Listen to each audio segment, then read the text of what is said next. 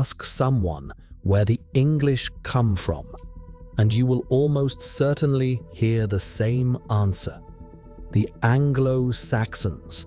Germanic tribes who sailed across the North Sea after Rome abandoned Britain in the 5th century, conquered the native Celts, and built a new civilization on top of the old one.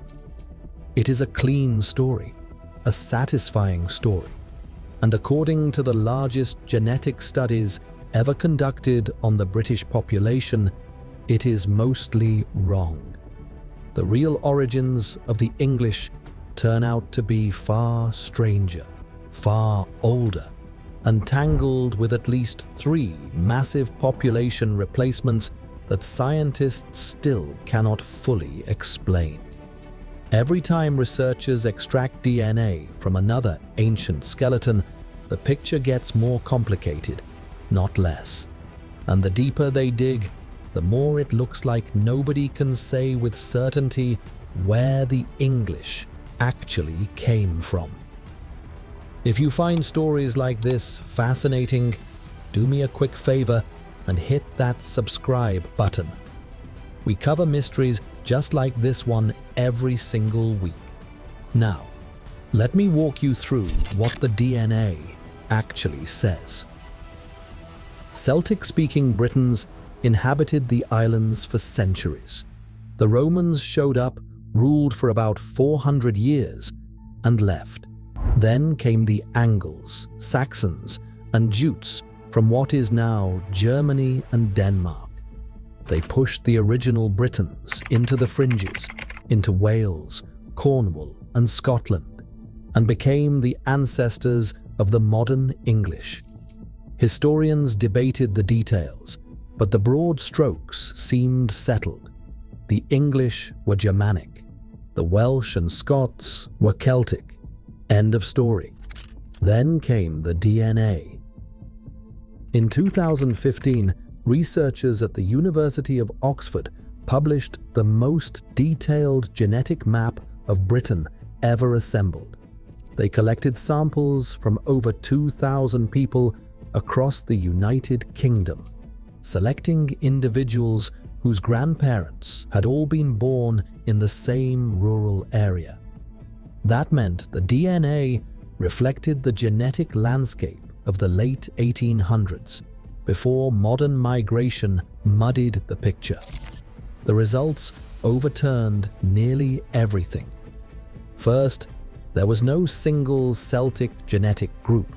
The Scottish, Welsh, Cornish, and Northern Irish, all supposedly Celtic, turned out to be among the most genetically different populations from each other in the entire study. The Cornish had more in common with the English than with the Welsh, and the Anglo-Saxon contribution to English DNA, it ranged between 10 and 40% across eastern and central England. Significant, but nowhere near the total replacement the old textbooks described. The study also revealed something unexpected about the Welsh. Their DNA was the closest match to the very first settlers who arrived in Britain after the last Ice Age, some 10,000 years ago. The Welsh were not pushed to the margins. They were what remained of the oldest continuous population on the islands. But if the Anglo-Saxons only contributed a fraction of English ancestry, where did the rest come from? That question sent researchers further back in time, and what they found was far more dramatic than anything the Anglo-Saxons ever done. In 2018, an international team published results from the largest ancient DNA study ever conducted. They extracted genetic material from over 400 prehistoric skeletons across Europe, focusing on a group known as the Beaker people. Named after their distinctive bell-shaped pottery, the Beaker culture spread across the continent around 4,500 years ago. These were people who carried a mix of ancestry from the Pontic steppe grasslands of Eastern Europe. In most of Europe, the Beaker style traveled through trade and cultural exchange without much movement of actual people. But Britain was different. When researchers compared the DNA of people buried before the Beaker period with those buried after it, the results were staggering. At least 90% of the existing gene pool had been replaced within just a few centuries. The Neolithic farmers who built Stonehenge and the great stone monuments were virtually erased. The population that replaced them carried ancestry linked to the Pontic steppe, the vast grasslands stretching across modern Ukraine and southern Russia.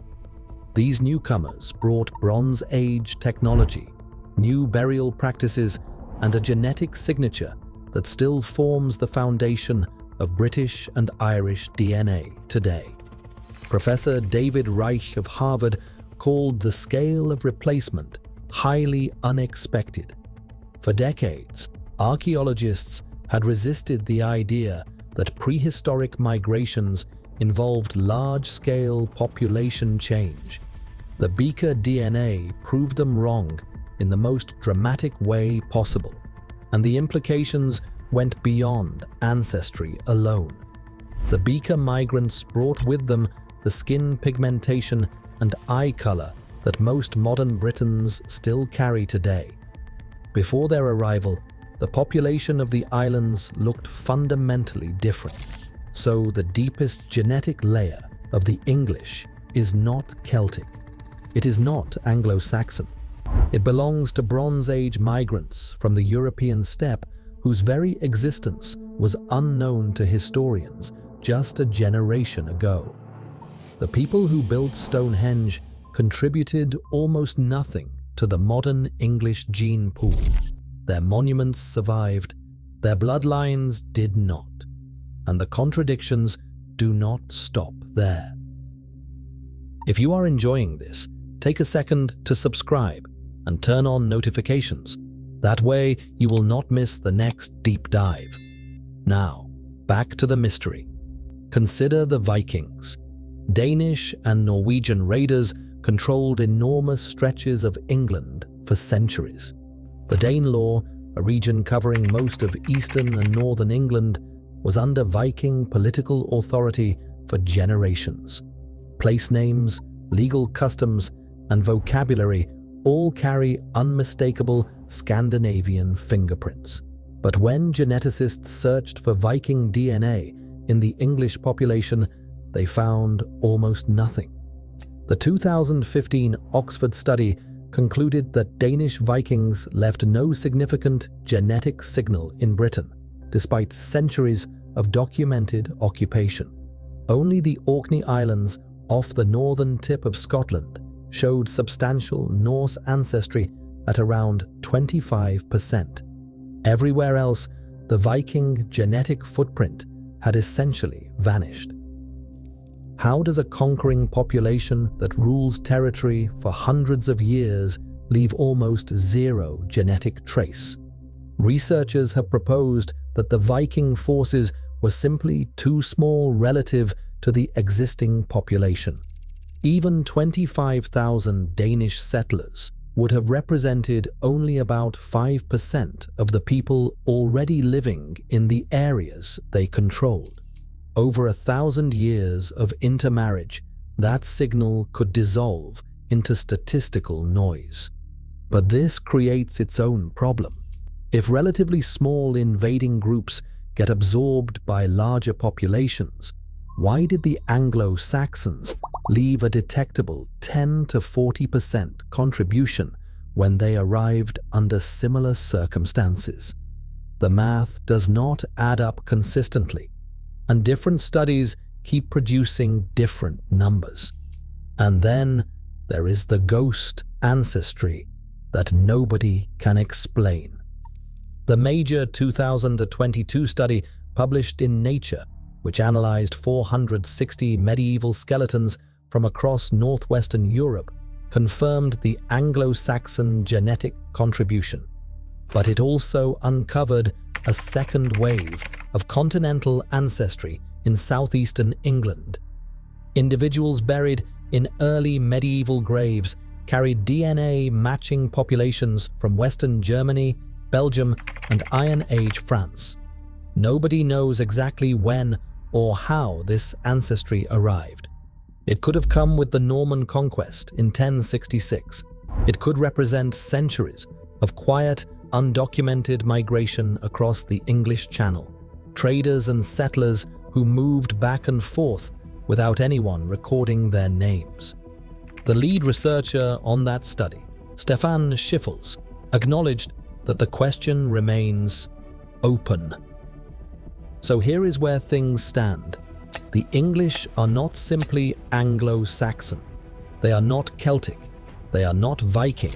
They are a layered genetic palimpsest, written and rewritten over thousands of years by migrations that science is only beginning to understand.